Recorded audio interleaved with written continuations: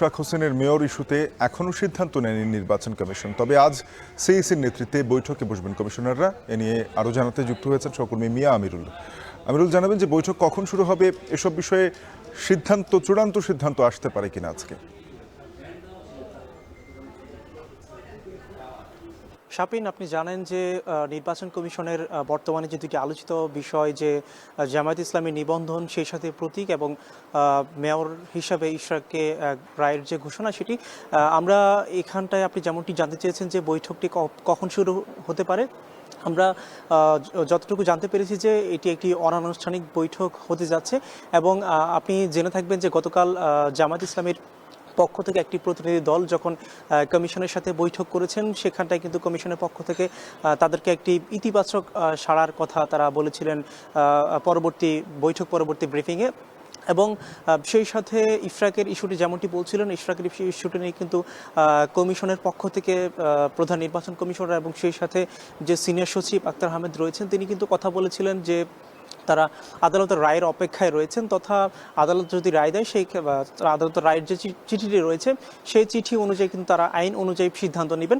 আমরা যতটুকু জানতে পেরেছি যে গত পরশু কিন্তু আদালতে সেই রায়ের কপিটি এসেছে এবং আপনি জেনে থাকবেন যেহেতু আগামীকালই সরকারি অফিসের শেষ কার্যদিবস কোরবানি ঈদের আগে, তো সেই হিসাবে আজকে আমরা সকাল থেকে যেমনটি লক্ষ্য করছিলাম ইসি সচিবালয়ের যে প্রতিদিনকার কার্যক্রম তেমনটি চলছে। তবে অনানুষ্ঠানিক যে বৈঠকটির কথা আপনাকে শুরুতে বলছিলাম, সেই বৈঠকটি শেষে হয়তো বা আমরা এখানটায় জানতে পারি যে কী ধরনের সিদ্ধান্ত আসতে পারে। আরেকটি বিষয় যদি আপনাকে একটু ডিটেলসে বলি, সেটি হচ্ছে জামাতের নিবন্ধনে মূলত এখন যে বাধা হয়ে দাঁড়িয়েছে সেটি হচ্ছে আইন সংক্রান্ত বিষয়। আপনি গতকাল যেমনটি দেখেছি আমরা যে জামাতের যে 6 সদস্যের প্রতিনিধি দল যারা এসেছিলেন, তারা কিন্তু বেশিরভাগই আইনজ্ঞ, তারা আইন শাখায় বিভিন্ন ধরনের কথাবার্তা বলছিলেন এবং ইসির পক্ষ থেকে আইন শাখায় কিন্তু কার্যক্রমগুলো চলছে বলে আমরা সেই তৎপরতা দেখতে পেরেছি।